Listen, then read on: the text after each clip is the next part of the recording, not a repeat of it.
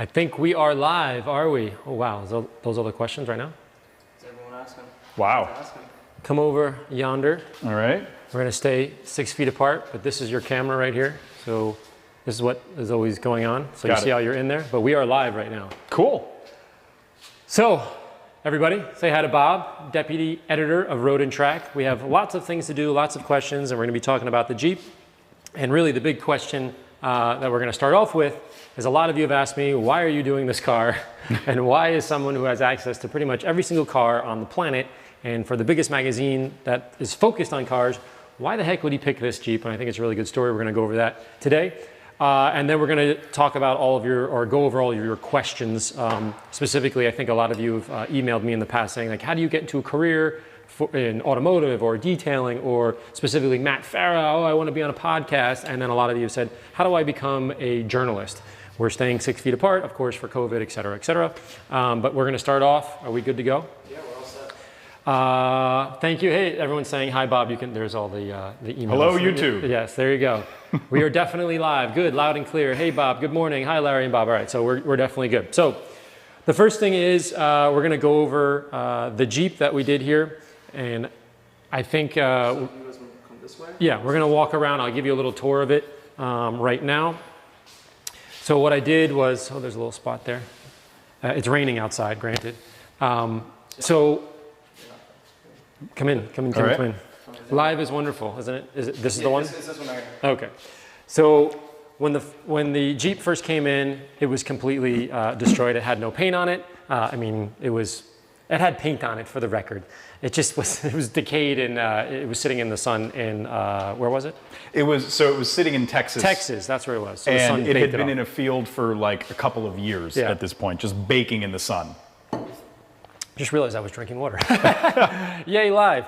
Yeah, so tell me a little bit about the story of why did you spend all this time? Because I know we've been talking for a little while about what it meant to you to get this car, but I've gotten a zillion emails saying, like, why are you working on this and why does he want this thing? So tell the camera over here. So I noticed that the XJ Nation came out in your comments on Instagram. Yes, the first post that you put up with the grill of this car, everybody was like, what's that XJ doing there? Are you working on a Jeep? Yeah. So basically, I told you a little bit about this when I dropped the car off. Sure. I've always been into Jeeps, and I've always had a strong love for the XJ. Right. It's a vehicle that I think it's just a really clean, really classic design. And I've always been interested in them because they have a great enthusiast following. They're a wonderful platform if you want to build an off-roader. They're a fun thing to drive, even if you're just driving a bone stock example like this one. Right. So I always wanted an XJ, and I specifically wanted a two-door because when I was a little kid, 7 or 8 years old, my next door neighbor, 16 years old, the first car he got was a two-door Cherokee, 5-speed stick, and that car just embossed itself in my brain. And you see hundreds of thousands of 4-door Cherokees. You don't see many 2-doors. So this is it's like a rare enthusiast version of a ubiquitous vehicle. True. And so for all of my adult life, I've wanted to buy a 2-door specifically. Fast forward to March, April of this year, a friend of mine down in Texas spotted this listed on Facebook Marketplace, went and looked at it for me, called me, told me all the details, and I didn't even take time to think about it, Larry. I was just like, yes, do it. So my friend did the deal on my behalf. I had it shipped up here. The first time I saw the thing was after I'd bought it, and it was coming off the truck, in the Northeast. And it was just I was shocked at how special that moment felt. Right. Because, it's a Jeep Cherokee. It's not a Porsche. It's not a Ferrari. It's a car that you could see in any suburb in America.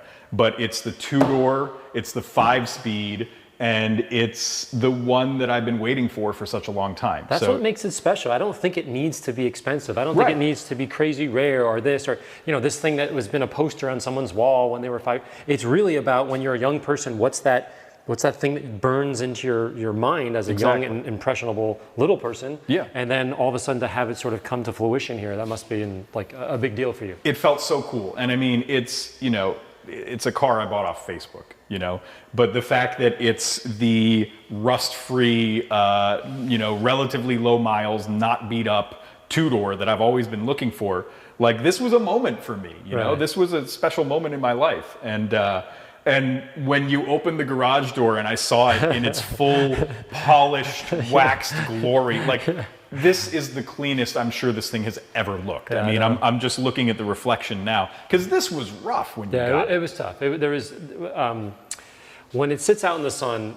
Basically, I know a lot of the YouTube people out there understand this concept because we've talked about it a lot. But what happens is, think of it like dead skin. So if you were to sit out in the sun, even with our skin as humans, you know, it gets rough and kind of dried out. Right. This got dried out, and basically what I do is I come in and do a mow down technique, which is the first couple of passes is just basically to kind of pull off the dead skin before I can really get in to the actual paint and then polish and repair. And in the video, when the video comes out, I talk about, hey, when you do a mow down, you remove all of the residue off the car.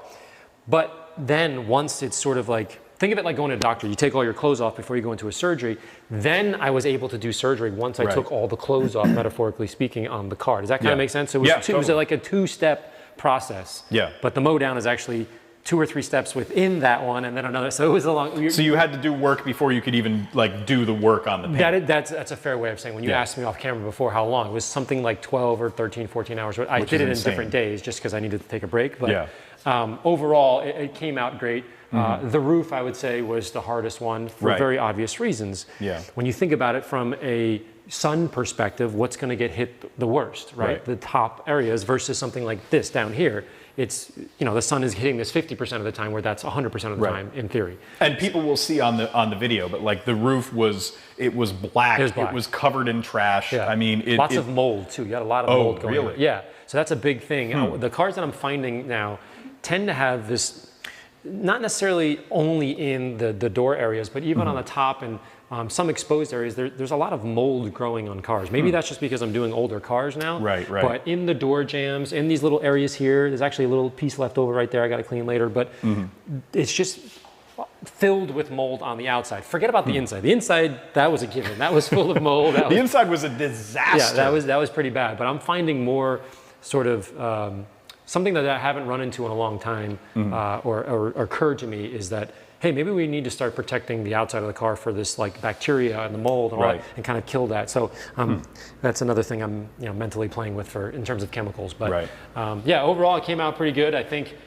honestly I could probably spend maybe another 10 or 15 hours on it to make it perfectly flat if that was the goal, like a show car. But obviously it's not. It's got nicks and all these kind of things. But I did go in and paint this top area here. This was rusted out, and we did this area here for the luggage rack type thing. And that makes such a huge difference. I mean, when I first walked in and saw it, like the contrast of the shiny white paint and the black accents, the drip rail, the frame around the windows, the roof rack, when those are nice and like a really rich, deep black, it shows you the design of the car, and you start to see what they were going for when they first designed this car. And I'm a Jeep super fan. I think you've gathered that by now. I definitely got it. But I really like when you talk to car designers, a lot of designers bring up this design as just being so crisp and so minimal and simple. And it's boxy, but it doesn't look like somebody just drew squares and forgot about it.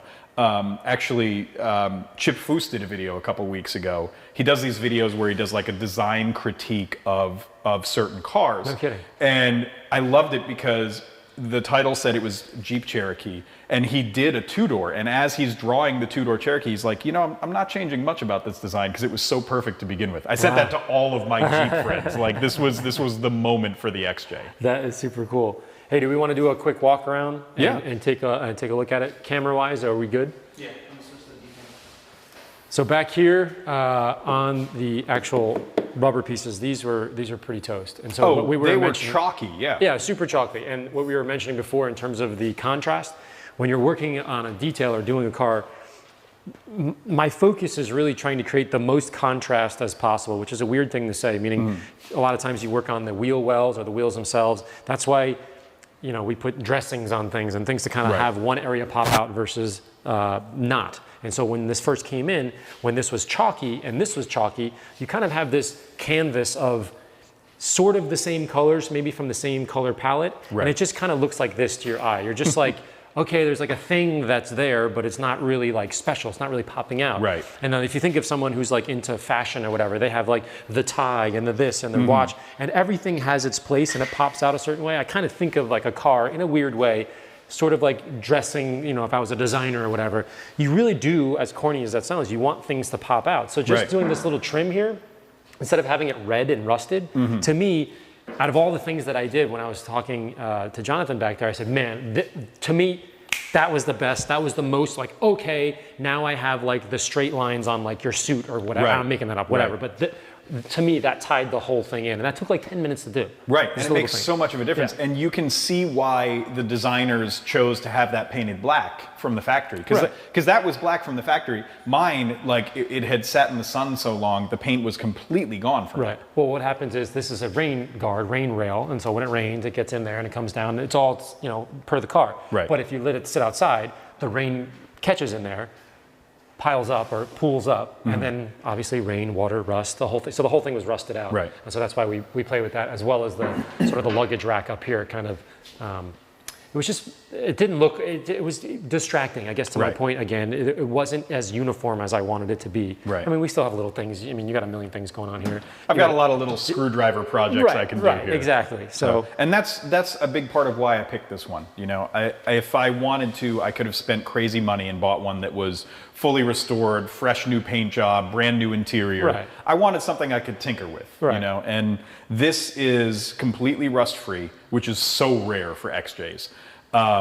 But it's got just enough stuff. It needed a few things when I first bought it, and it's got just enough little things like this, you know, little trim pieces. It's going to be fun. yeah. You know? And it drives well. I drove it around up and down the block. Oh, wow, it's this thing- fantastic. Yeah, it drives great. So the funny thing is, one of my coworkers pointed this out to me. From the factory, this was around 190 horsepower, 3,200 pounds. That's like E36 BMW 325 territory. Really? You know, so it's peppy, and with the stick shift, it kind of gets up and goes. Yeah, it was fun. I was having a good time. Yeah. No, what? Everyone's asking about the Reflex Pro. Yes. They're being nosy, nose the boxes up on the shelf. Oh, yes. Yes, we have some stuff coming on there. Well, I'll answer that question. I've been working on things a very long time, specifically, I don't like to let too much out because I know a lot of people, other than the fans, are watching, so I have to be a little bit particular about that. But I'm unveiling to you today, right now, you are the second car? The third car to get Ammo Reflex Pro on it, which doesn't exist right now. It's coming very soon, hopefully this week. Feel like a VIP There over you here. go. Yeah. So we have. It's much stronger. It's got antibacterial. Remember, I was talking about the a lot of the. What was I talking about before? The bacteria, all the growth, all the mold and things. Right. So I've been working on something that sort of take care of that, especially in the door jams and things, because there's just mold all over the place. So that's going to keep a lot of that down. And so I actually got certified for that. It's a whole process, but it's going to last. Are we on this one here?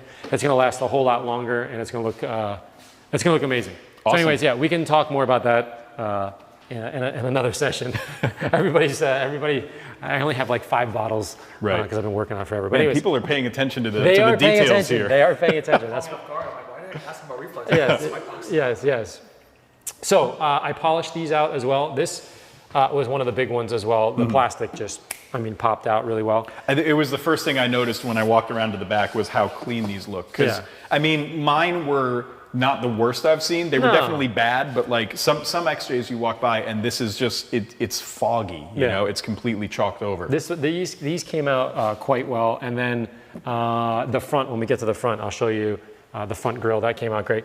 The funny thing is when I was polishing this, just the vibration. So if I'm polishing, pretending that's the polish, the machine, brrrr, as I was doing this, the Jeep emblem was shaking, and then it twisted off just like in the movies, and then went, and I looked over at the camera like, what just happened right now? Because I was like over here, that thing popped off. You debadged my Jeep, man. I debadged it, and then I did a whole segment on how to take, because when it came off underneath the 3M double-sided tape, typically it's like gooey and gummy and like a little bit kind of like weird. Yours was so fried from the sun, meaning it heated up, cooled down, heated up, cooled down. When that happens so many times, specifically with the paint as well, but on something like this, it becomes very, very brittle. And on this one, it was just stuck. And if you can see, I don't know if you can see on the camera, but it embedded itself into the paint. Yeah, there's like a ghost of the Jeep badge there. Right, so I could have wet sanded this, but in the video, I left it because I said, if you wanted to put the Jeep thing back on, which we have, I can do that in 2 seconds for you.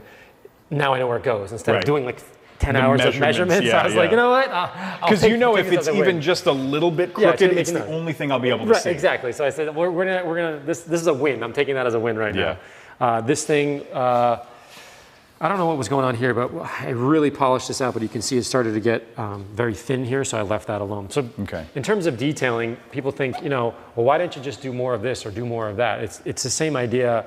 I use this very loosely, by the way, but like, an ethical doctor is, there's only so much that you can do based on your experience. And you say, hey, if I can't go, I don't want to go too far because I'm going to cause damage, or the integrity of the clear coat, or the whatever it is that I'm doing may be damaged in the process. So I have to stop, even though that's like, there's like this movement, I guess, or this psychological thing as a detailer where you have to go 1,000% on everything, which is admirable, but sometimes that may not be the best choice. Right. So that's kind of one of the things that, we talk about in a lot of detail trainings. Hey, sometimes you have to back off. If the customer doesn't want it, you can't really go after it if they don't want it and they don't want to pay for it. And there's all these things, because as a detailer, it's just like, we got to work, I could have spent another 50 hours on this, but I was like, all right, time out. I make sure that I didn't want to go too nuts. Well, and I mean, I'm looking around at this and I really can't find anything where I'm thinking, oh, I wish he would have gone harder on that. Like, this looks so beautiful,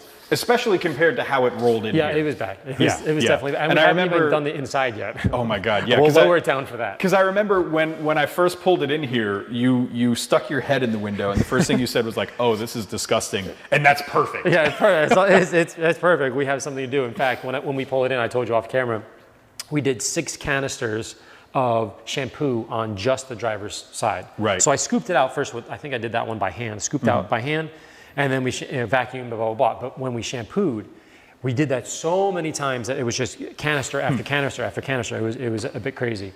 But come on this side here, you have your ginormous window, of course, which I didn't really understand until you started explaining. I was like, oh yeah, I guess I've never really seen that, because my aunt had one of these when I was a kid, but it was 4-door. And so I just remember,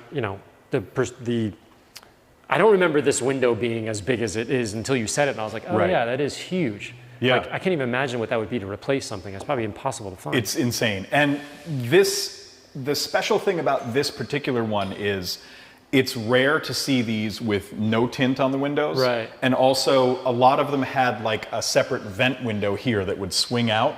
So to see this like full fishbowl effect with no tint, and you can tell this is a Texas truck because there's no defroster on the back window.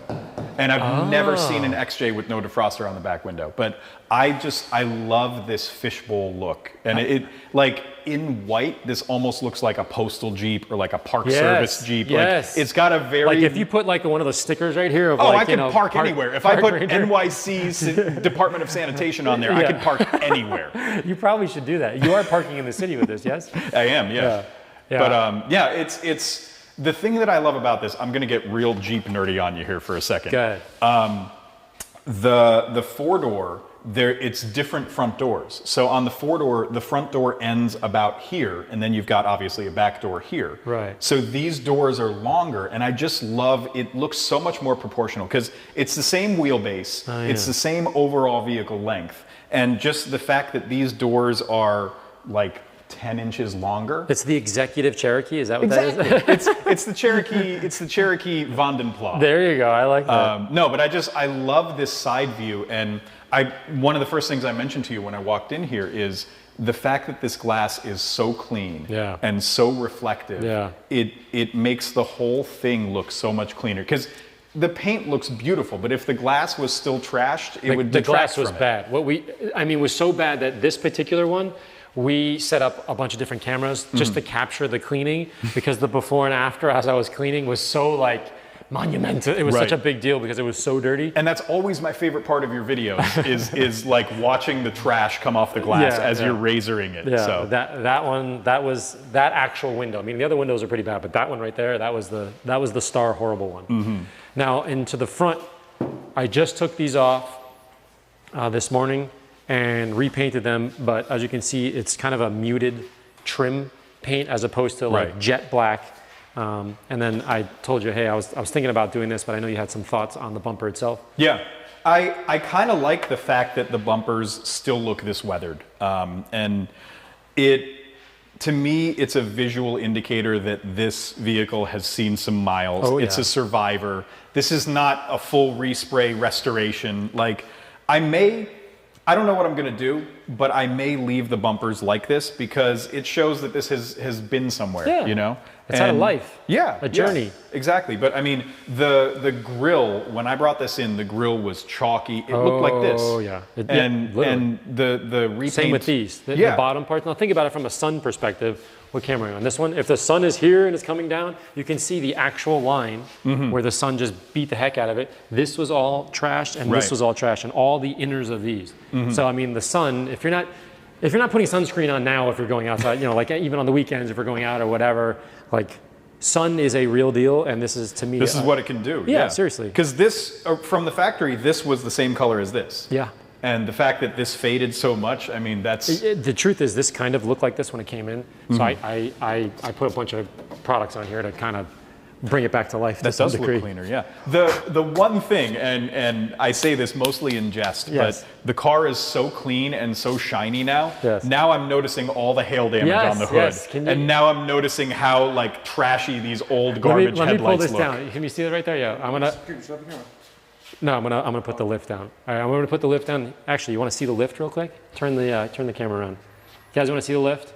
Check out this lift. Can we see that there? Yep, got it. Oh, hold on. There we go. This is the faceplate. Again, the video is coming soon. I'm probably maybe like 1/10 of the edit through. It's because it's 40 something minutes long for the big building. But anyways, this is the area that was made by Moduline. It says my name, Moduline, and it's a little plate built into the cabinet itself. So that was kind of a big deal for me. So it's not obtrusive. It's not all over the place. It's designed to go directly in the cabinet, which is kind of a cool thing. Anyways, we're gonna lower this down so you can see the 10,000 hail marks here. Here we go. Oh, first we gotta lift it up. There we go. Didn't realize it was on its locks.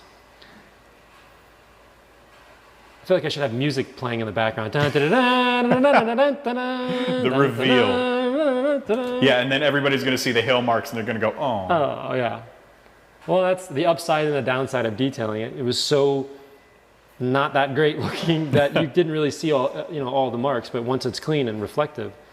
Granted, I could spend probably another solid hour and a half or so on the hood. And there was a lot of scratching. It was almost like somebody was using a, like in the Northeast with a oh, like a snow broom? Like a snow broom or a shovel or something of that size or that nature. So like over here, I polished and polished. Again, we'll show it in the video, but you can see how deep they are. I couldn't go anymore because you just don't have a lot of paint left. Yeah. I mean, I have zero complaints about how this turned out. This so far exceeds my expectations. Like, I'm not going to be able to sleep tonight because I'm just going to want to go outside and look at this thing.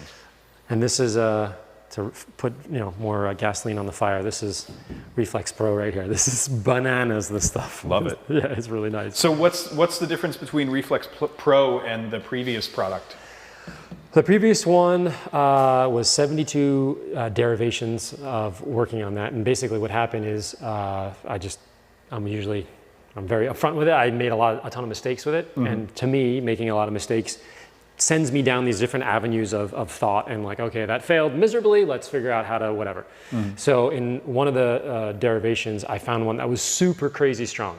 Like everybody now, we can have a whole other session on this, but everybody's very big on these coatings and how long can they last and what can they do. And I say, hey, I get that, I appreciate that, but like the question you really should be asking is how safe are they? Right. Like how does it work with the environment? Like how do you put it on? There's a lot of other things other than how strong is it? Like there's a little more thought process put into that.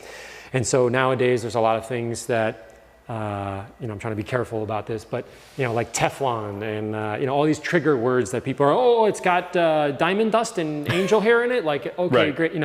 I'm being a little facetious, of course, but There's always a new flavor of the month. I get it, and I'm excited about all the new stuff. I just think you have to spend a lot of time testing and understanding the flip side, the downside, the upside, like everything before you kind of hop in. So, anyways, to answer your question, with the original Reflex, I really wanted to focus on sheeting and play with that technology, but it takes a long time to do that. And then in those failures, I found a product that lasts a whole lot longer, like an incredible, it's very, very strong, like super crazy strong. So I actually had to dial it back a little bit so that it was easy to put on.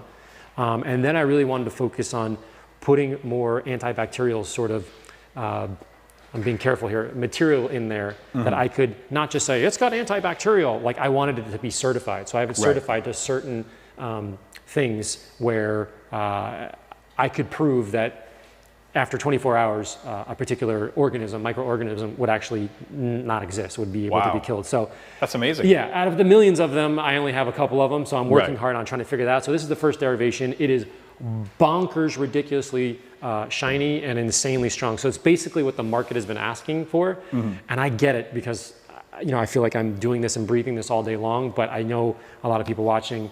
I want to make sure that it is like spot on and very specific to all of my goals, not just how strong is it and how cheap is it and is there angel dust in it or whatever, not angel dust, but you know what I mean? That would be great. That would be great. Yeah, angel tears or whatever the heck, whatever I'm saying. So, oh man, yeah, that's kind of the difference. I'm gonna have a whole video on that and the whole thing, and you can see there's only, I don't know, maybe a handful of them up there, and you're the third one to have it on there. So congratulations. Awesome. I feel so honored. There you go. All right, so let's hop in and see. But look at that shine. Wow, I can't wait for Reflex Pro. Thank you.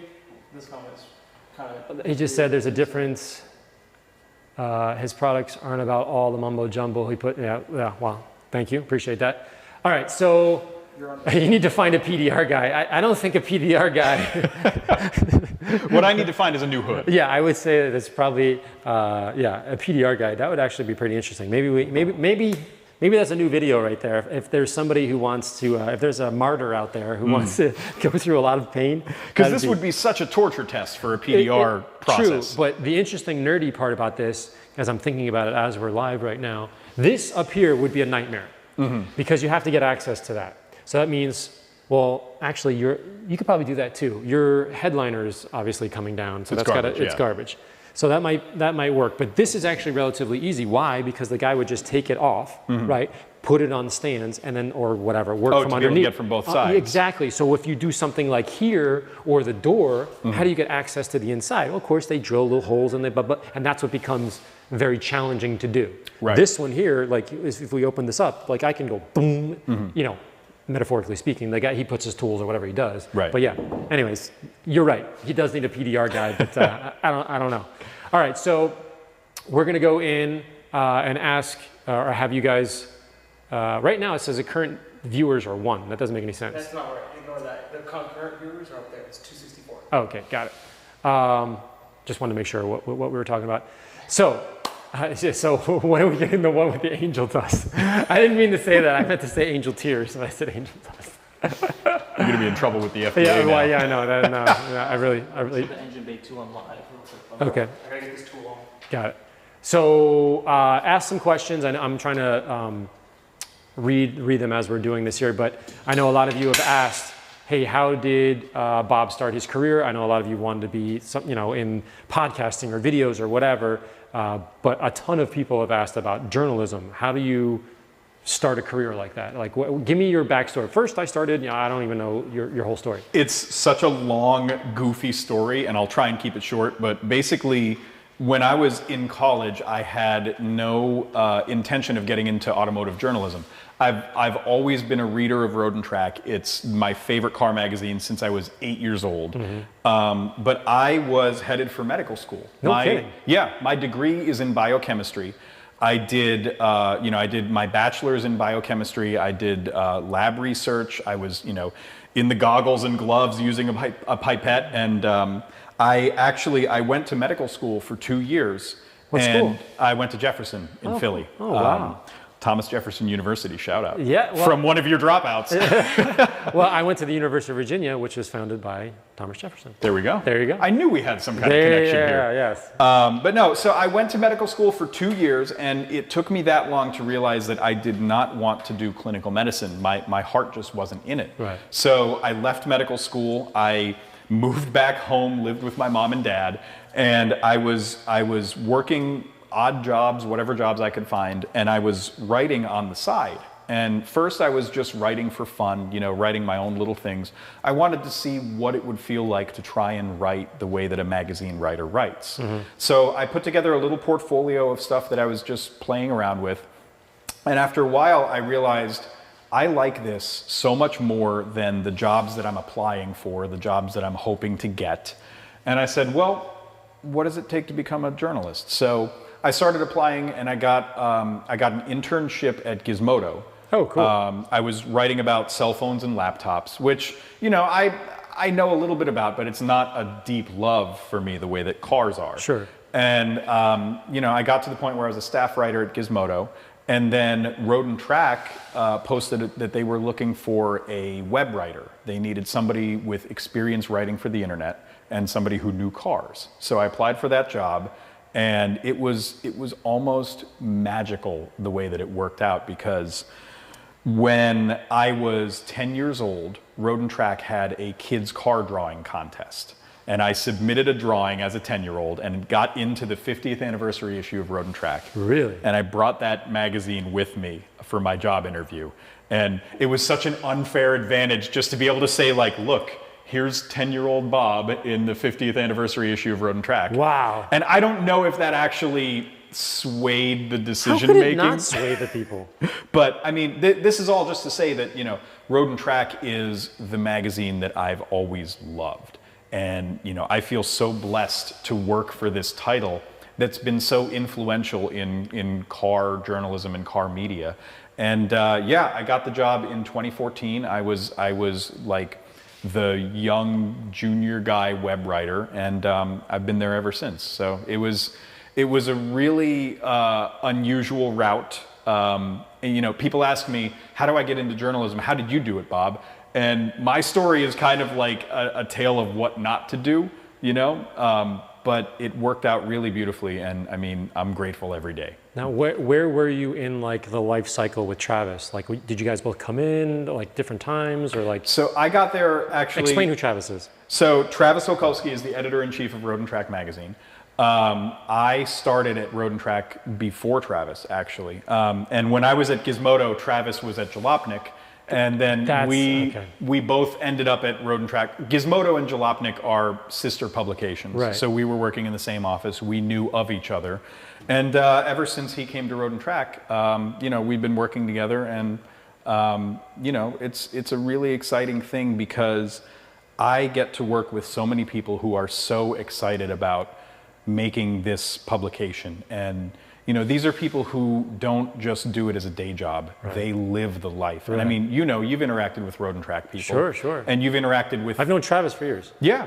And it's the same for, you know, anybody who loves cars that deeply understands what we are trying to do. Right. And, you know, that's what makes it more than a job. I mean, it's the same thing for you, I'm sure. You've been a car guy your entire life. Yes, too long. And but it shows, because this is not just a job for you. If this was just a job for you, you probably would have given up on this Jeep about halfway through and said, screw it. This thing is too dirty. No. There's definitely like this compulsion / love, all these things kind of weirdly mixed in, where I would much rather be down here, as corny as it sounds or whatever, be down here playing with this, talking to you, you know, nitpicking this kind of thing, than sitting up and worrying about 10,000 bottles I need to figure out, and all these kind of things are running the business, which I get, it's part of the, but my heart is really, as weird as it sounds, is in this and it shows in your work. I mean, I'm looking around here, and every square inch of this thing that I look at, I notice a new detail where I can tell that you've put so much time and effort into this. And the crazy part is every time I look at every detail, I go, oh my gosh, I hope he's not looking at that part of it. That's the perfectionist thing, man. That's I'm on camera right now, and I'm like, oh, there's a thing over there I got to fix. But yeah, no, I get the. So tell me a little bit, like what is going on, what's new and exciting, or like what's the deal with Road and Track? Like what are you guys up to? So we just launched a whole new publication called R&T. It's a magazine, or is it a? It's a new magazine, and it's a magazine with a digital component. It's also a club. So R&T magazine, it's 6 issues a year. It's a big, thick, beautiful. It's like a coffee table book. Like something you would keep. Right. Yeah. Right. It's a keepsake, and it's something that you would be proud to have on your coffee table, and you'd be proud for guests to come in and say, "Oh, what's this?" But it's not just a magazine. It's a club that's dedicated to the lifestyle of car enthusiasm. So in addition to the magazine and the online articles, we are going to have events where people can come and meet race car drivers, go to sit down dinner where there's a keynote speaker, somebody in the car industry. Right. Members will be invited to come along on testing events where we do Performance Car of the Year testing. Right. When things get back to normal again, we can stand on the same side of the car. Right. We don't need to stand one Jeep apart. Yes. When that happens, we're going to have travel events where we take R&T club members to races, to rallies where we can go drive, the most beautiful roads in the Northeast, or coastal roads on, up the Highway 1 in California.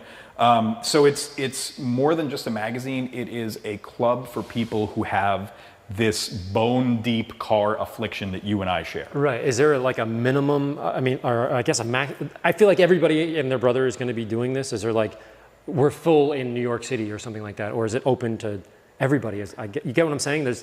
How can you have 10,000 people on a drive? I can't imagine people not signing up for this, is what I'm saying. So I think you're right, and I think there's going to be a lot of demand for it. The way that it works is there are 3 subscription tiers.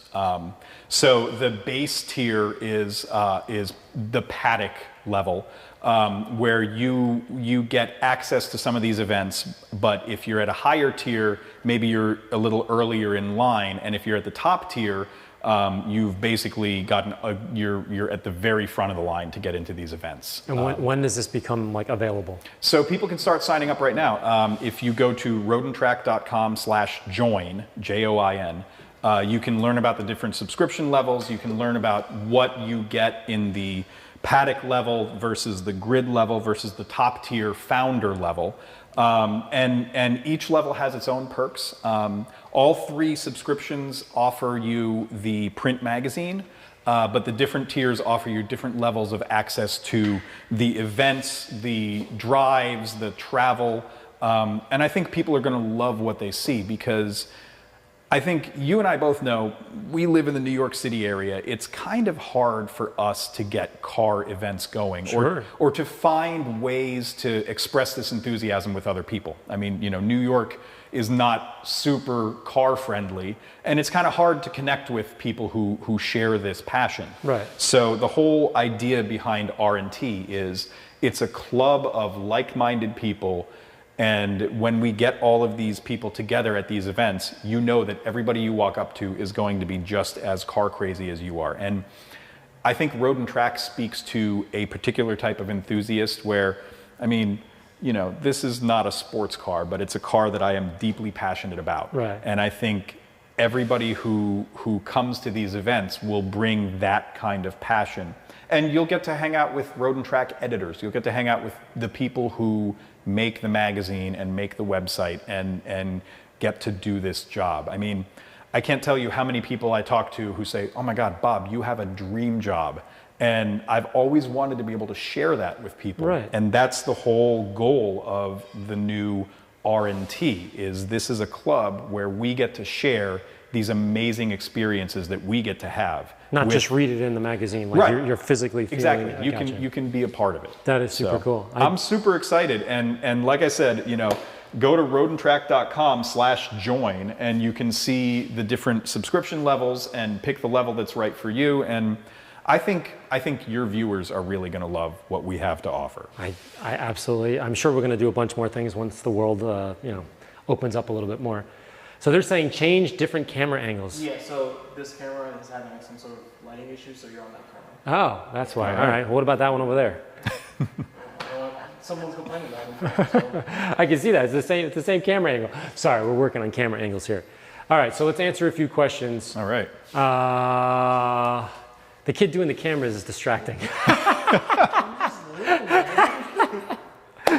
John's working hard. He's got a lot to deal with here. We got interns now, right? We're trying to make this work. This is good.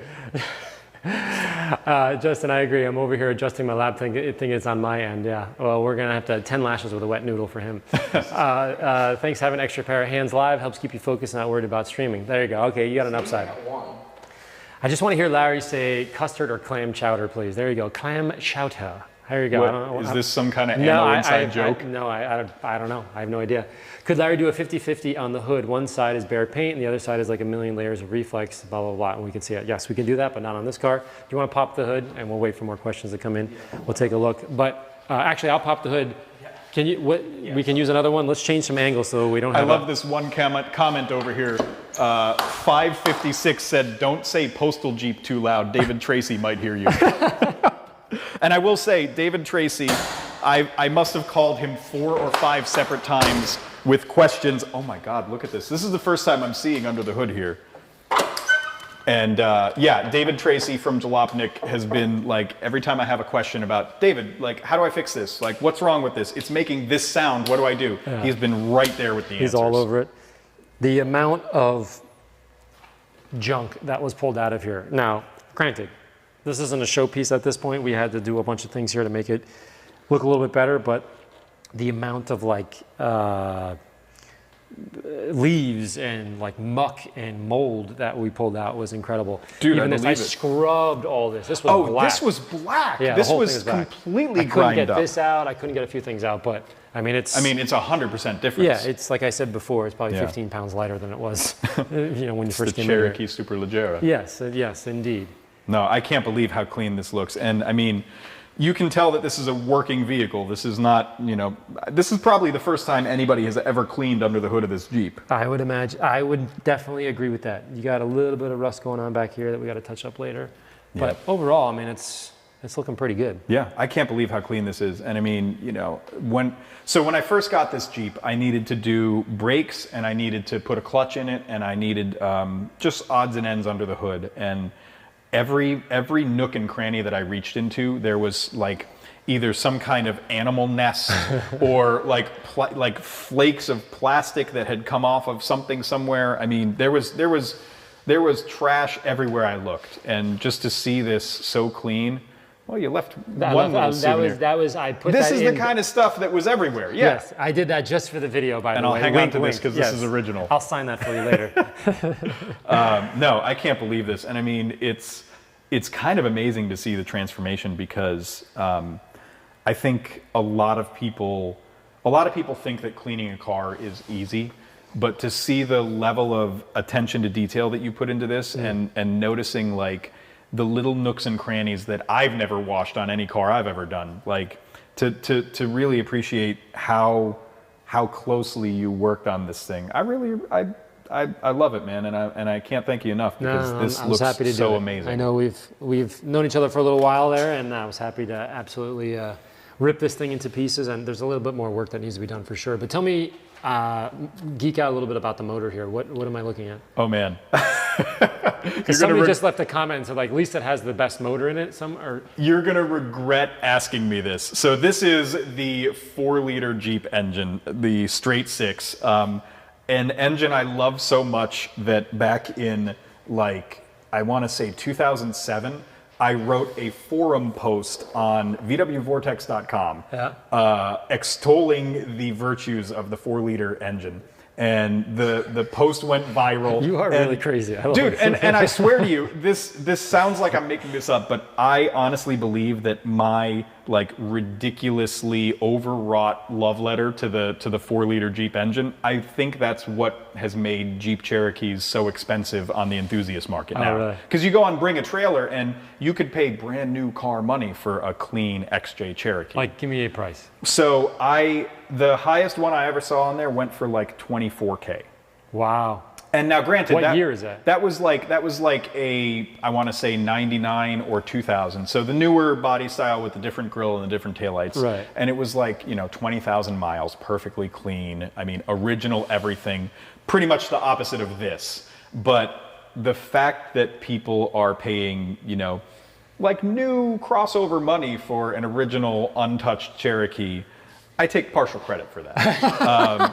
So As you say that, I'm reading somebody saying, I just love how honest and nice and passionate Bob is, and I couldn't even think of this guy wants to participate in it, and it's just ironic that you were saying that at the same exact time.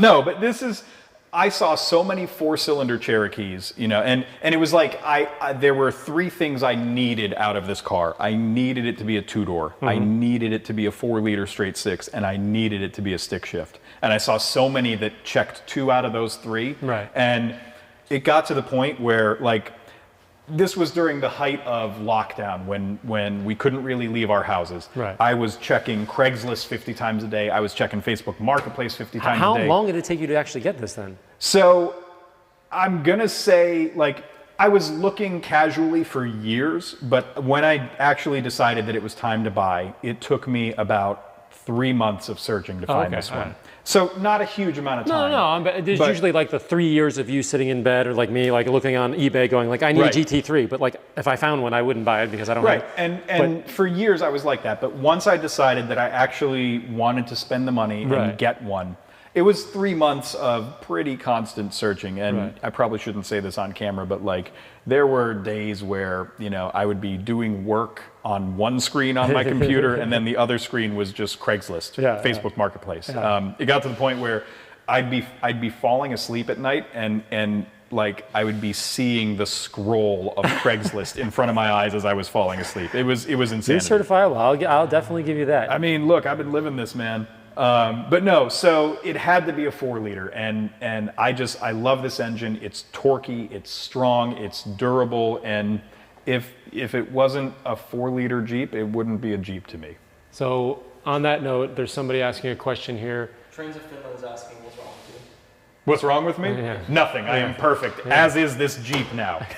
So a gentleman, Brian Asker, said, I'd love to have your thoughts on the modern Jeeps. I have a 2020 Grand Cherokee Limited X with a Hemi in it. What are your thoughts? I'm loving it. So I really like the modern Jeeps. I think they're a very different product. The interesting thing, Jeep in this era, they really knew how to keep a model going forever and ever and ever without changing it. So, there are parts on this 1994 model that will bolt directly onto an 84 model. And they'll go, there are parts that are interchangeable all the way up until 2001, the last year they built these. I think Jeep did that because they had to, because they didn't have a lot of resources. Modern Jeep obviously is not like that. And I think the modern Grand Cherokee is a fantastic product. I mean, the fact that you can get that with a 707 horsepower supercharged Hellcat engine. That's insane. What crazy world are we living in? I do have a bone to pick with Jeep because I love Jeeps and I was obsessed with them. And I don't know, forgive me, I'm obviously more of a Porsche focused guy. The Jeep SRT8, the Grand Cherokee, whatever, or, the previous model, I was obsessed with that one, with the big, shiny chrome wheels, the whole thing. I thought that was great. And then when they changed to the new model, I felt like the new model SRT8 was too close looking to the base, to the regular model SRT8. It was very subtle. It's just like you couldn't, like I or you or like a car guy would be like, oh my God, that's an SRT8, that thing's awesome. Right. But like my wife or something would be like, that's just a regular Jeep, which made sense to me. The previous model, to me, it was like the regular Jeep and then the SRT. I mean, it's just like wildly different. Because it had all the chrome accents, it had the badging, it had the little, on the SRT8 badge, the 8 was red. Yes. Like, it was a really, you knew what you were looking at. Right.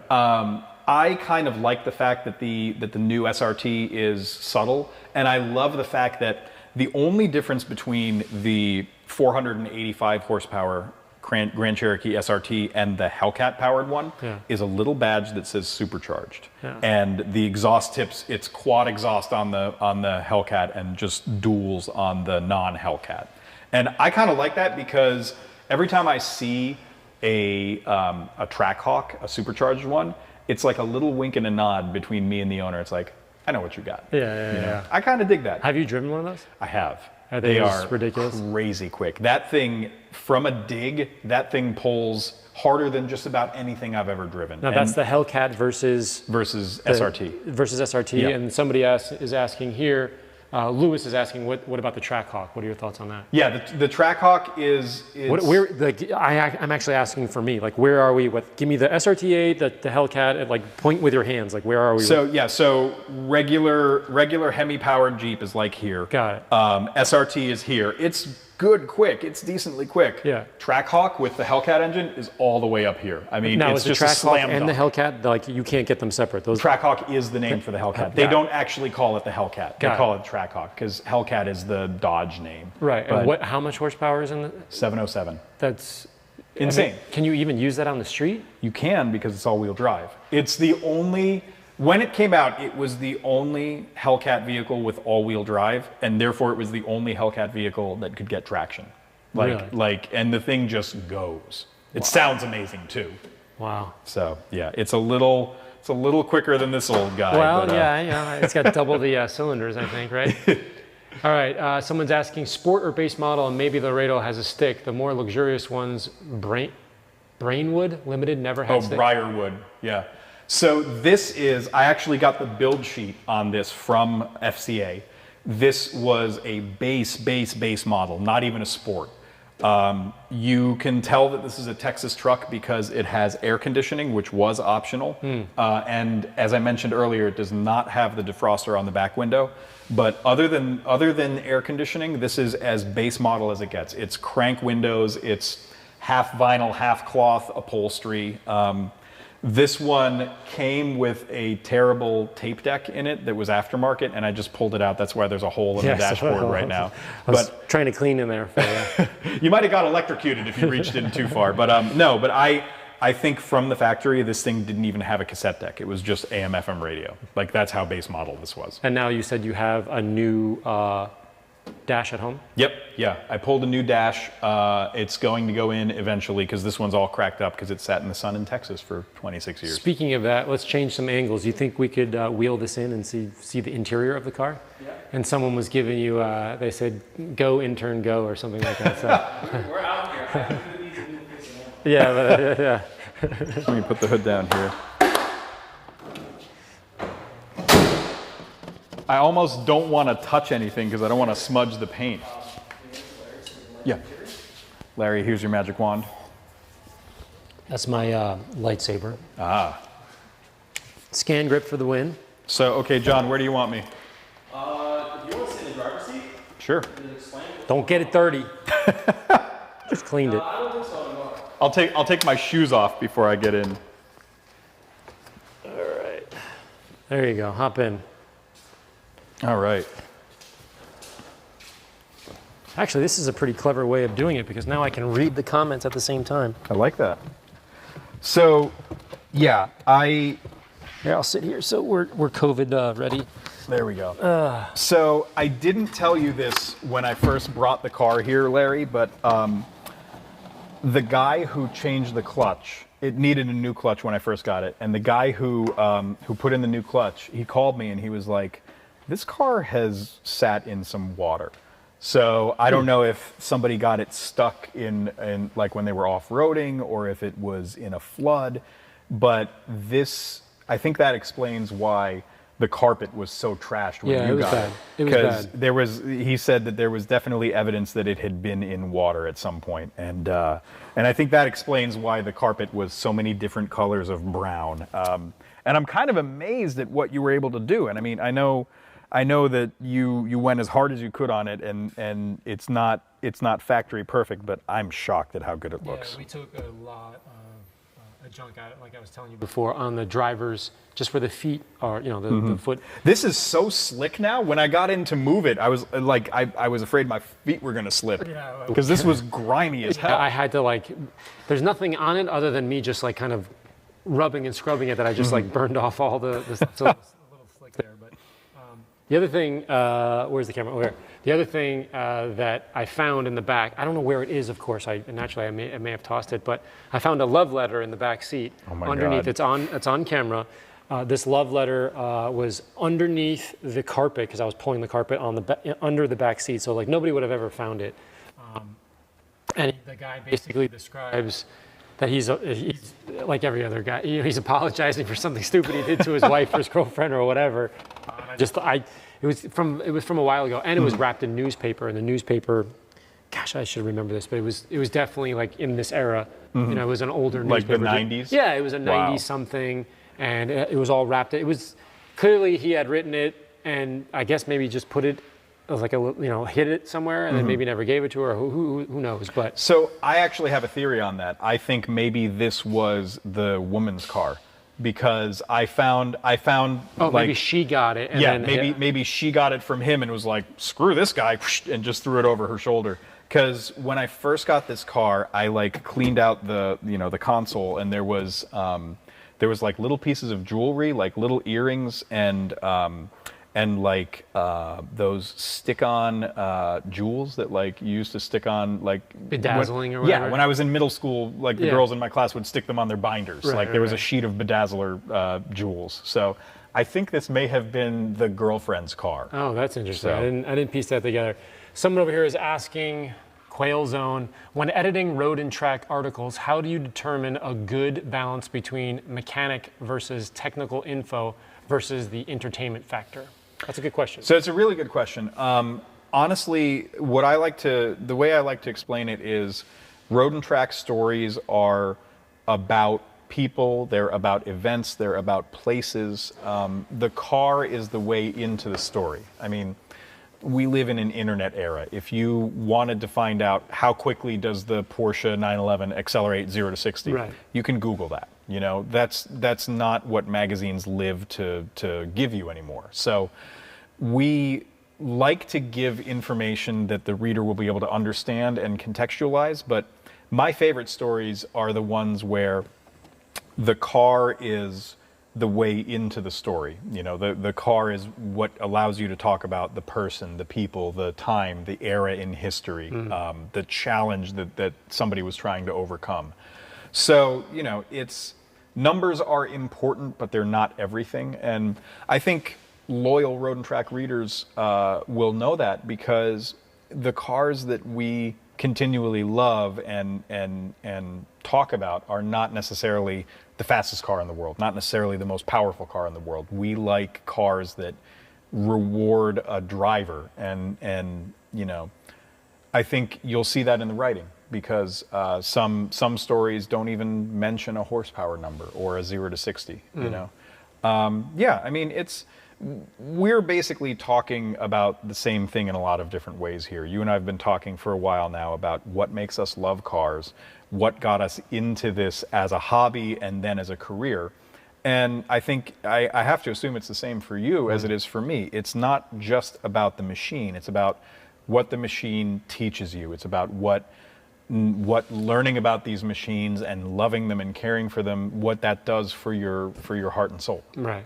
That's kind of a hocus pocus answer, but I think it'll make sense to people who read Road and Track. I can't agree with you more. I mean, if you look underneath, I don't know if John, you can get that, but if you look on the ceiling there, we have that mural that I haven't shown a whole lot of people yet, but that is an interpretation of what we call man's love or bond between man and machine. Right. And I had an artist come in and do that, and I kind of just said, hey, you're the artist, like, here's what I'm trying to exemplify and show. Right. And that's what he created there. I don't know, John, can you get that?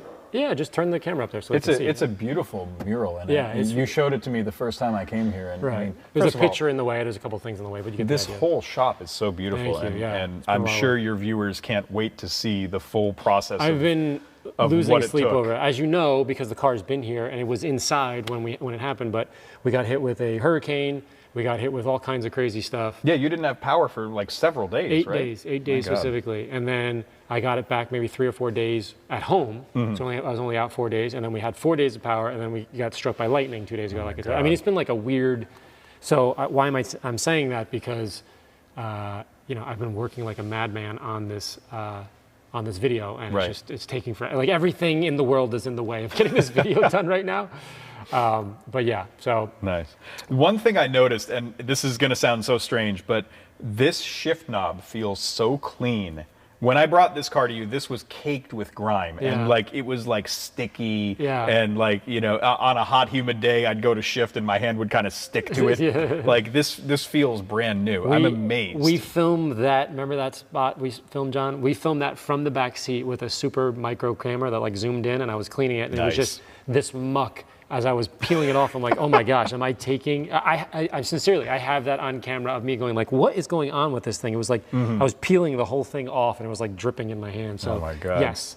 Yes to Learning all of this now, and you told me about the bacteria test that you did. Oh yes. I'm a little worried that I spent a month driving this thing around Yeah. in its grimy, untouched condition It was- before you disinfected it. It was pretty gross. In fact, the first test that we did, John can attest to that. It was literally off the charts, and it made my machine like malfunction. So I was like, wait a second, I got to clean this up a little bit to get. We couldn't. It wasn't even in the graph. Like I Oh was my like, what was God. going on? So yeah. And I was sitting in here breathing all that, driving it up Yes, here. yes, indeed. Oh my God. What's up? Someone, Paul asked, is Road and Track available to access online or physically in Ireland? He says that you're another great mind and love to check out your work. Well, Paul, I'm honored. The online content is available anywhere in the world. As that camera.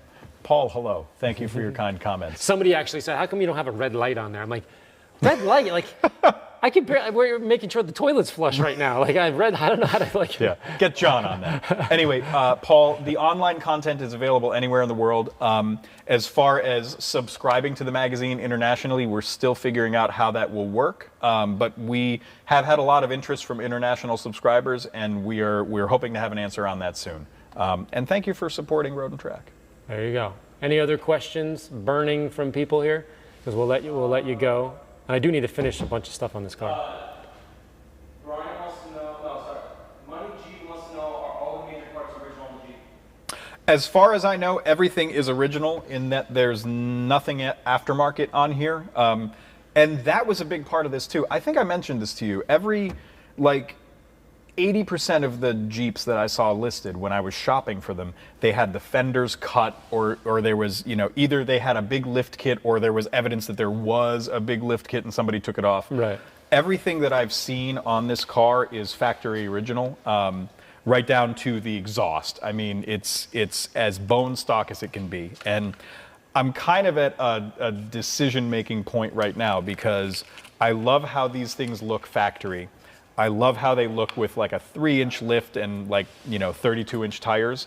So now that it is as clean as it was the day that it was made, I face a decision as to whether I should go for a complete factory look or whether I should start upgrading with, a mild lift kit and maybe some reasonable size off-road tires. So what is the vote here, people watching? Is he going to put a lift kit on, keep it stock? What do you think? Oh man, do I have to abide by what YouTube tells me to do? Because If you want to make friends on YouTube, yeah, that's the way that works.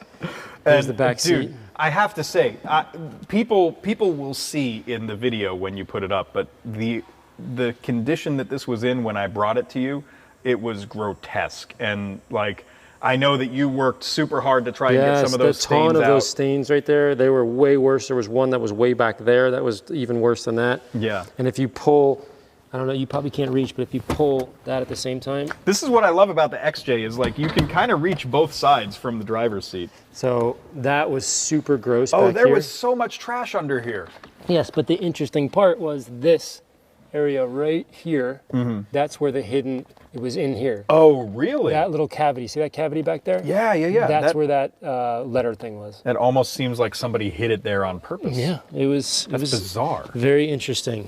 I was hoping there was a stack of cash in there, but just the love And I letter. never would have heard about it. if Yeah, you well, no, found it. it's right. We would have been cutting that film really quickly. Oh man, no, I can't wait to get the clean dashboard in here. Oh, yeah. I don't know if I showed you Dashboard. pictures of this. When I got this Jeep, it had the original windshield and it was cracked down here, and there was mold growing inside the cracks in the glass. I didn't know that. And it was so I debated whether I should leave the original windshield in here for you to see it, but it was so gross, and I knew if I tried to drive around with it, because the spider web was like up to here. It started here and it went all the way up, and like I just knew if I tried to drive around with the windshield that cracked, I would have gotten pulled over immediately. So Everyone's telling you, keep it stock. What are they saying? Keep in stock. There's one guy saying twin turbo build. oh, all right, twin turbo build. I like that. No. There's another big question for you. So, Qualzone has asked, how has Road and Track avoided becoming a specialty magazine over the years? For example, exclusively European versus American muscle versus Asian imports. How do you guys remain this, like, not specialty, not focusing on one brand? So that's a really good question. I'm gonna hop out. 'cause Yeah, it's it's getting a little the lighting steamy is in better out here. I'm gonna switch to this camera. Got it. No, that's a really good question. Which camera am I at now? You are gonna be on question one, on camera one. Walk all the way up to the front there. All right. So I think what has helped Road and Track avoid that thing where it becomes just a Mustang magazine or just a European sports car magazine is the fact that our staff has always been made up of people with a wide variety of enthusiasms. I mean, we've got people who have done cheap sports car racing, or people who are big into off-roading, or people who restore European sports cars in their garages. And the fact that we have such a variety of interests within the staff, I think helps us stay alert to the fact that there are all of these different forms of car enthusiasm. And we don't want to exclude people. There are people who have tons of money to spend on cars, and there are people who are doing this on a budget.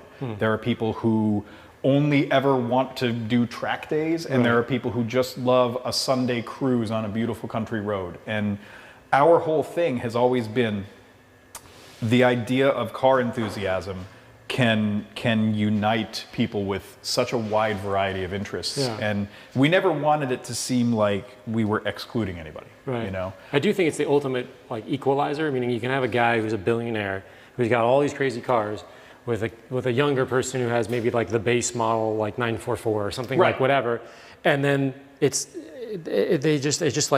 matriculate it. They all just kind of go in together. It doesn't matter if this guy's driving a 918 or a 944. Right. It's all just. So that's, to me, it's I always say it's the ultimate equalizer. Whatever car, if you're crazy about cars, it doesn't matter what you're really driving. Absolutely. And every time I'm out testing a sports car, every time I stop for gas, every time I stop for a meal, every time I stop to get a photo on the side of the road, somebody pulls up and that car is a conversation starter. Sure. Yeah. And I love that because, you and I, all the while we grew up, we heard people say, oh, kids don't like cars anymore. They're too busy with video games or cell phones or whatever. And it's such baloney. Every time I've got a car that I'm testing, whether it's, a Miata or something that costs close to $1 million, kids come out and they see it and they're enthusiastic about it. And, it's all ages. It's across all, social groups. I think that a love of cars is so much more broad-reaching than what we've been taught to believe about it. I think nowadays too, with COVID and everybody staying home, you would think. I think of it the opposite, meaning my car's always been a thing of freedom for me. It's like a big deal to just be able to get in the car and drive. I think it's what makes America great and blah blah blah, all these kind of things. Right. But nowadays, you're really not going out. You're not really going to dinner and hanging out with your friends. So to me, getting in the car, it's your sanctuary, right? It's clean, it's whatever. Yeah. You can drive around for an hour, kind of get your kicks out, and then go home, and then you're locked away again. So to me, I almost feel like there's this resurgence of the love of a car. Absolutely. Because it's a vehicle, no pun intended, for freedom, right? You know what I mean? So Yeah. to me, I think that's growing even more and more Yeah. today. At least for me personally, it's like, oh my God, I gotta go for a drive or something. Right. I gotta like go somewhere and do something. Yeah, and I mean, you and I have both lived in New York for a while. I'm sure we both know people who are city people who don't have a driver's license, who have not owned a car in years. But even in New York City, like I can strike up a conversation with somebody and ask them, "Oh, what was the first car that you noticed? Like, what was the first car that you maybe saw in a movie or a TV show or an ad on a billboard and the design struck you?" I mean, even if you're not at all a car enthusiast, there are these moments in automotive history that grab people, and I think it's a really beautiful thing. And I think folks like you on YouTube, on Instagram, helping to continue to cultivate this culture. Right. It's a beautiful thing, and it's helping to get younger people involved in this thing that's been going on forever. I mean, Road and Track has been around for 73 years. It's an enthusiasm with a lot of history, and I think a lot of promise for the future. I agree. So let's answer a few more questions, and I'll let you go because I know you gotta bolt back to work here. Let's see. Put up multiple TVs so I can stream and chat from multiple angles. Yes, thank you. Everybody's got suggestions. Yeah, those suggestions cost a lot of money. I don't even know how expensive those red lights were. Yes. Oh, I see one here. Comment, you should find the manual open A-pillar windows, the little vent windows. Right. Those are actually super rare and they're impossible to find in good condition. That's, the little vent windows on the door here. Oh, I got you. And I would love to have them. They're hard to find, and usually when you find them, they're super wobbly because they've worn down and they whistle in the wind. But if I can find a good set in a junkyard somewhere, I will definitely do that because I think that would be cool. Very cool. Quail Zone is saying it's a huge honor that you're on the show.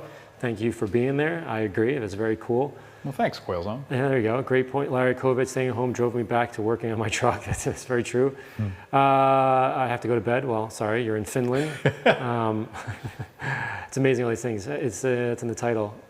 Someone says, can you... There's more questions. What's that? There's more questions. Oh, scroll. Yeah, Yeah, scroll. Let's see. Like this one. Yes, I did notice that. The guy says, stop touching the glass. When you touched the glass earlier in the thing, and I see a fingerprint, and I was like, all right, we're live. We're going to let that go. I figured you'd have a microfiber in your back pocket. I'm trying to be cool. No microfibers. Yeah, no. Yeah. I just have a... No, I'm really mad that it's raining today because I feel like immediately I'm going to go out and this is going to become grimy again. Yeah, but, well, I'm curious to hear what you say with the coating on there. It's pretty bonkers. But it's easy, past so many others. Stop touching the glass. Oh, we talked about that. Has Road Check ever refused or rejected to publish an article because the vehicle was too dirty or had a terrible paint job, etc.? Not that I can think of, because we usually work pretty hard to make sure the car looks super clean when we do the photos. Gonna switch camera angles. And it's when we're writing about new cars, it's easy because new cars are generally pretty clean. But we take a lot of effort to make sure the car looks clean and presentable no matter what we're shooting. And there's been a lot of times where I'll be working with a photographer and they'll hand me a microfiber and a bottle of quick detailer, and they're like, you got to get all this grime off of this car. We need to shoot it right now because the sun is going down. Right. So yeah, we work hard to make sure the cars look good. What ammo product are you most proud of? I would probably say ammo hydrate. That's the one that sort of, in my opinion, transformed the way that we dry our cars. It was a different mentality, meaning I did a bunch of research and figured out, why does this car keep getting scratched? This was 100 years ago. And we have the 2-bucket method, we have the 3-bucket method, we have the 5-bucket, we have 50 buckets, all these kind of, I'm like, what is going on? So I've done everything. Infinite buckets. Right, there's lubrication all over the paint, and then it was still getting scratched. And then I figured out, okay, we did all this work to wash the car, but when we went to the drying phase, it was just like using the rigor mortis towel, the old chamois that you pulled out of the thing, and boom, like this. And so when you would do that, there was no way, they weren't picking anything up. Because if you think you're washing your car and you're getting 100% of it clean, that's never happened in the history of cars. I don't care who you are, I don't, some crazy detailer, it's never gonna happen. There's always a spot that's missed or dust coming down. So when that lands on the car and you go to wipe it again during the drying process, if it isn't lubricated properly, you're scratching it. Right. Same idea of like, hey, I do this when I'm doing class or whatever. Like, you get up in the morning, you put your underwear on, you put your pants on, whatever, you know, take it out of the shower, like, and you just walk out of the house. It's like, well, what happened to your shirt? Same idea here. Like, you washed it, you have to dry. I wanted people to remember that drying is still a process in and of itself. It's not just like, oh, we got to dry the car now. Right. It's like drying is more important or equally important as to the washing. Everybody got the washing. Anyways, that's a long way of saying hydrate to me is not necessarily the product, it's what the product meant. Meaning like, oh, I get it. Like, we have to focus on lubricating the drying process. And then I went one step further and said, we got to focus on lubricating everything. When you touch anything on this car, it's got to be lubricated. So it's got to have water on it, it's got to have a product, it's got to have spit, literally, like spit on it. Anything is better than just dry rubbing. Yeah. So again, being a little facetious there with spit, but the irony is I named my product, my spray wax, spit, because that was my thing over the years. I was like, because I remember watching an older guy, he would always spit on the car and wipe it, and I'd be like, what is wrong with this guy? Right? Seems crazy. Right, because you're defiling the car, but then years later I went like, oh, that old guy actually understood that he wasn't scratching his car. Right. Granted, I'm not telling you to spit on your car, but you get it was a metaphor involved in there. So let me ask you a question. Yes. What was the hardest part of this gargantuan detailing project? That is a good question. I would Because say I brought it to you in pretty horrific condition. It was rough. I'm not gonna lie. It was definitely on the rougher side of terrible. I would say probably the amount of time it took me to polish this was a little on the aggressive side. It was a longer time because there was a lot of scratches underneath. We're gonna get technical here. Underneath the residue that was on top. So I first had to undress the car, as we say, and remove all the residue. That took, as I was telling you off camera, I went in these little steps. Right. So I would say 1 by 1, maybe 1.5, maybe 2 by 2 little squares, and then it would just fill up. Right, the pad would fill up with residue, meaning I would pull the dead skin off, I'd have to blow it off, and then go back. Once I did that and I pulled everything off, meaning I took all the clothes off the car, then I could go in and do the surgery. There was a lot of areas that typically when I do the mow down technique, we call it, the car comes out pretty good afterwards. It's like you're good to go. Like, I understand this isn't a show car. I understand like this thing over here, I gotta like do a bunch of stuff to it, and I'm going after the last 5% on this car. Right. Yours, I was going after the first 20%. Like, it just didn't, you know what I mean? So I didn't have to go nuts, but it was significantly, it was worse than I thought it was gonna be. So then I had to go in once I undressed it. So let me back up a little bit. The weird part is to take off the residue, you have to use a certain type of pad. And that pad collects residue and holds it. Meaning pretend this was a piece of wood, right? And if I was sanding the wood with a sander, that sanding disc gets full of what you're pulling off, right? And then there's dust going up in the air, sawdust. Metaphorically speaking, kind of the same idea. So if you were to work this with a polishing pad, there's really no dust. I mean, there is, but not like, not like wood. That dust, metaphorically, again, gets jammed up into the pad. And when that gets jammed up into the pad, the pores, you can't do anything. It's like you can't talk. You're so full, you can't do anything else. Right. So as I'm doing that, I have to blow that out. The nuance here that hopefully the people are starting to understand. Do we really only have one camera now? No, we have 2. Like, there's no changing. Where's the other camera? Just that one and that one? They're both next to each other? Yeah, they're all the same angle. All right, we're going to get him squared away at some point, I promise. Because change angles as much as you can, because I can feel people going like, it's the same angle. Because they're almost in the dense. 10 lashes with a wet noodle for this guy. All right, so to remove the scratches, I would have to use a microfiber cutting pad. But if I use the microfiber cutting pad on the first part that had the dead skin, that microfiber cutting pad, that cuts rapidly, it would cut through the residue too fast, tell me if you're still with me, and collect it and jam itself up. It becomes compacted. When it comes compacted, you literally are going like this to the paint. You're chopping into it. You're kind of just flipping and flopping on top of the paint. Right. So the nuance with this one, why it was so challenging, this is a long way of answering the question, the detailing nerds are with me. I had to first take the dead skin off with a particular pad that can gobble up that and hold it all in, like, like in their cheeks. I'm making this up.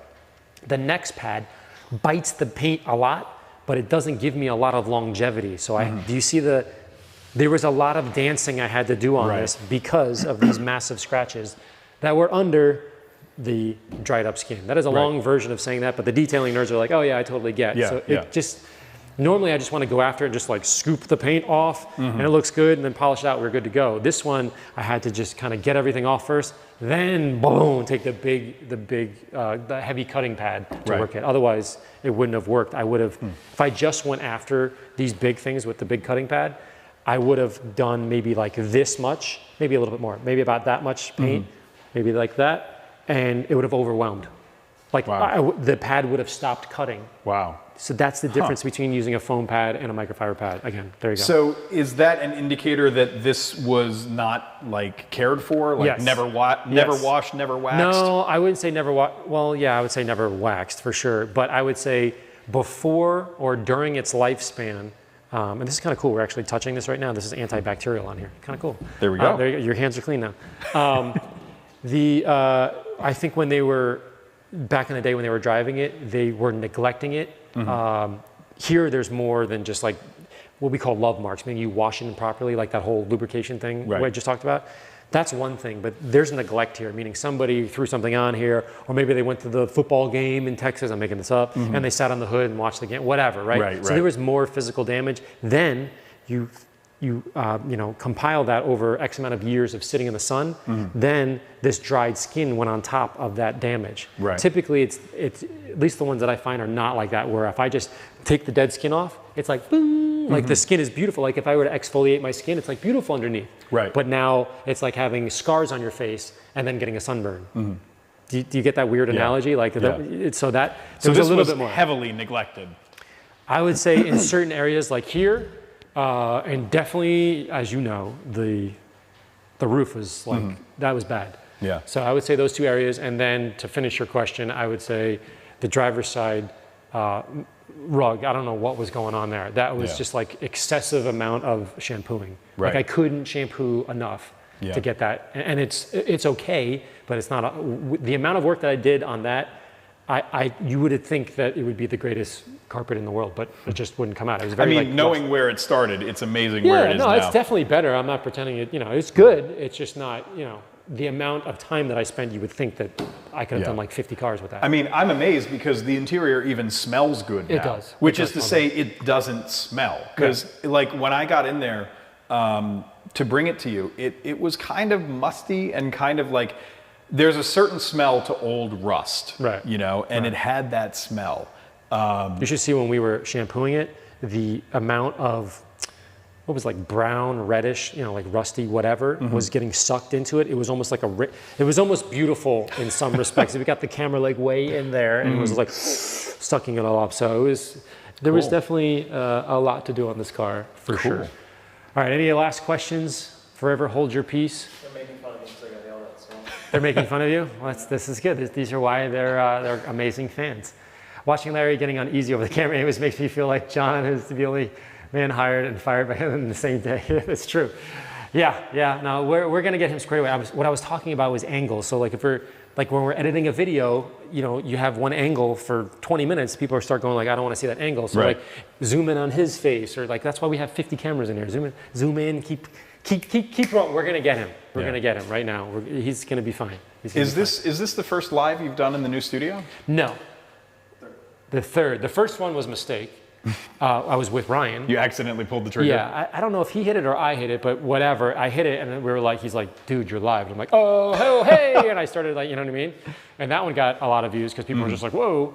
And then we did a second one. I did a second one by myself with the Mini GP3. A guy, you would actually find this interesting, a guy obsessed, great guy, he's probably watching, really obsessed with Minis, filled out this, filled out this form or whatever he had to do to sign up to be in this raffle type thing. Right. But the raffle was, he still had to pay for the car. To get in line to get the GP. To get the GP. So he got it, Whole long story. I think it was a year or two. Again, forgive me, I can't remember exactly what he said. But he finally got it. They randomly called him, like, because he like forgot about it, like a year later. Randomly called him and said, your car's in. And he kept going. I think it was in Albany or Schenectady or something like that, upstate New York. Excuse me. And he said, what number is it? And I'm like, oh, I don't know. They didn't want it. They were like, I guess, playing coy or whatever. Maybe they didn't know themselves. Who knows? So he rolls up to the place and he's like, what is going on? You know, there's like news vans and stuff. He's like, oh, this is like crazy. So he walks in and there's like a row of people apparently, and they're all like suited up. And apparently it's like the president or whatever. There he is. Yay, that's me, 1.5 years. So the mini vlog. See, I told you he was watching. He's the man. Hey, what's up, brother? So correct me on all the things I'm saying wrong, but basically all these suits were here. And it was the president or the owner or whatever, some big wig from Mini was there. The long and the short of it is, it was 000001. Oh, wow. Yeah, so we had it in here like 2 weeks ago. Oh, I saw that on your Instagram.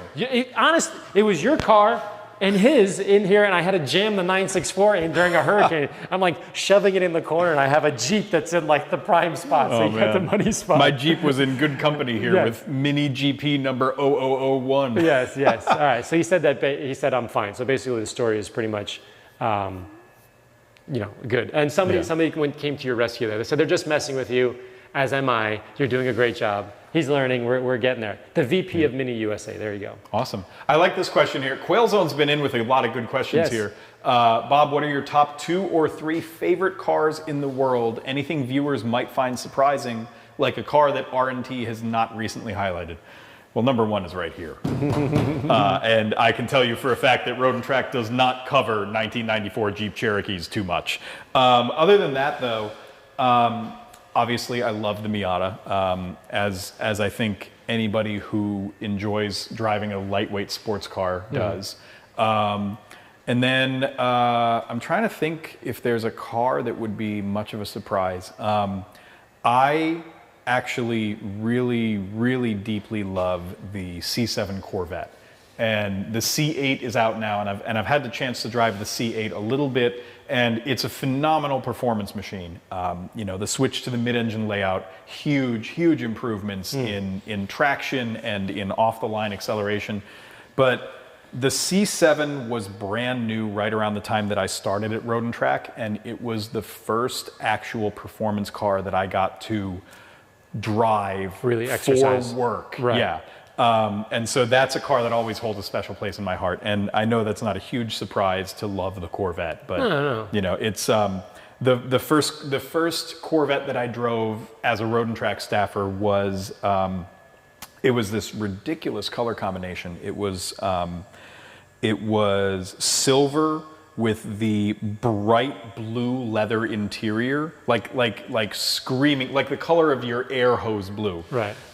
With the red hash mark stripes. It was the most ridiculous color combo I've ever seen. I've only ever seen one in this color combo, but like that's the car that I always remember as being the first car that I drove for Road and Track. So that's the car that sort of sticks in my memory. That is very cool. Now, but number 1 is the 4-liter Jeep. What about number 4? Would you say it's the Ammo 964? I got to pick you up from the train station. I did get to ride in the Ammo 964, Yes. and let me tell you, that thing sounds fantastic. I walked out of the train station, and I was on the phone, but before I even saw your car, I heard it, and I'm having a conversation on the phone. I'm looking around for you, and in the back of my mind, I hear that exhaust note, and I go, oh, that's a 964. So yeah, that's definitely in the top 5 for sure. Randy is saying, why are you not freaking out touching the paint right now without gloves? Well, we've cleaned this, it's all good, and there's an antibacterial coating on here, so I'm feeling pretty confident. So there you go. How about that?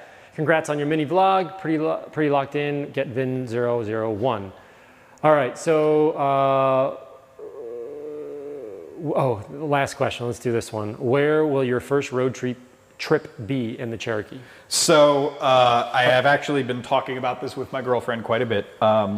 All through the springtime while we were locked down because of COVID, we kept saying as soon as the Jeep is ready to go, we're going to go up to New England for lobster rolls. Oh, that's cool.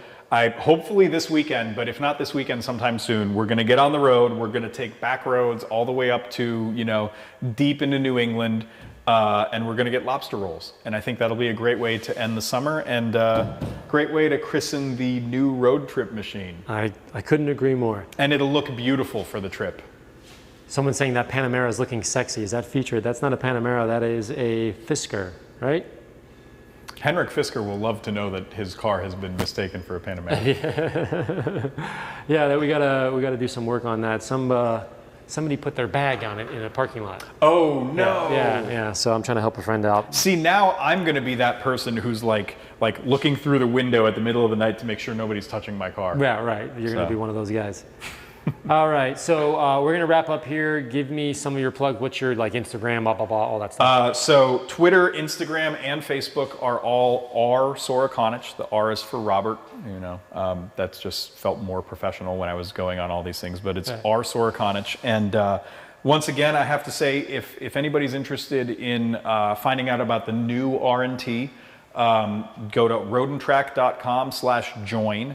And that's where you'll find all the subscriber info, all the information about the events, the racetrack days, the travel events that we're putting on.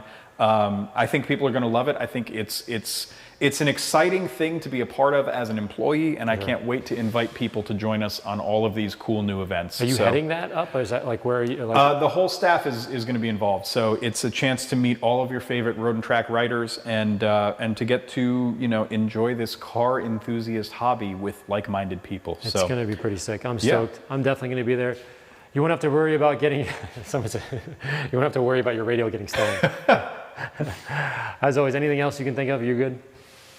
All right, we're going to end this right now. As always, thanks for watching. This is huge. I got a bunch of people who chimed in. Thank you, thank you. We're going to have a video coming in probably, I don't know, 3 or 4 weeks, because I really want to get this 207 days worth of film just to build this. Oh my God. Yeah, and the irony is, on August 28th, which is in like a couple of days, whatever that is, like a week, August 28th, right where you're standing, as a matter of fact, a little bit over there, I got my inspection for the building. So if you had told me 1 year from when you, before you sign the papers, I'm buying a building, blah, blah, blah, you do an inspection, obviously, like when you're buying a house or whatever, a year ago. So if you had told me a year ago, just thinking back, I'm like, oh my gosh, if it's going to be a year since I'm in because we thought it was going to take a couple of months. Right. It took a year sounds like forever. I would have wept and probably been like, I can't deal with this right now. Like, I'm not going to do it. It's too long. It's too much of a. So this has been like a marathon, literally stressful marathon for a year, and now we're finally here.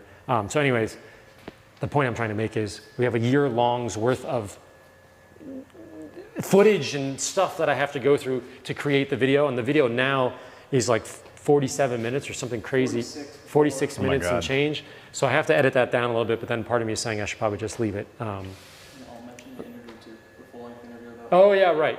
We have a full-length interview with Bob that's going to go up on the studio channel as well. And I'll be putting it in with this video, so make sure you check out the studio channel for more things Road and Track, more things Bob, and I appreciate you guys watching. Are we good? 3 or 4 weeks to wait. Yep. Tell the other channel we'll have a video. We don't have 3 or 4 weeks. I'm trying, man. I'm trying. Yeah. Well, I have power now, so. And I have to thank you, man. I can't believe how beautiful this Jeep looks. This is such a night and day difference from how I brought it in. And I know you worked through a lot of inclement weather and power outage and all of the headaches of trying to get the studio finished. So seriously, man, thank you so much. I can't wait to drive this thing and show it off. And we're going to have a lot of fun in this Jeep. And I really have to thank you for making it. I'm happy for you. Virtual high five. There we go. All right, guys, we're out of here. Thanks again for watching. I'll talk to you very soon. All right. 46 minutes sounds, don't cut it. Yeah, see, a lot of people agree with that.